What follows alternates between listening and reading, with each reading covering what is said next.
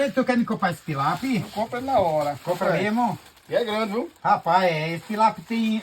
Eu pensei ainda agora, tem 1,5 kg. Quilo e Tu me meio. dá 30 conto nele? Tá caro, não? Não, tá não, rapaz, é 30 conto.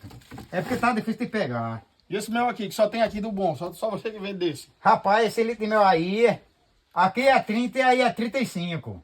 Já faz R$ 65. Tu vai querer ou não? Poxa, eu vou levar aqui. Já me desse isso aqui de graça. É, isso aí, Isso isso aí é um presente, Isso cara. aqui eu chupai a bala, isso aqui, É, viu? Isso é. bom. Isso aí é um presente, isso aí é decoração. Tem perigo de ter abelha dentro pra morder na língua, não? Tem não, acho que não tem não. Pode chupar bem legalzinho, pô. Então tá Não tem certo. erro, não. É, vai pagar os 65, não vai? Que isso aqui eu já lhe dei. Pago. Tá certo aqui. Tá combinado. Valeu. Isso. E volte sempre, viu, meu Na amigo? hora, eu vou vir direto. Certo. Tá vendo aí, Darra? Já veio um seguidor aqui me ajudar na minha casa. Que beleza, não é não? E vou colocar mais no meu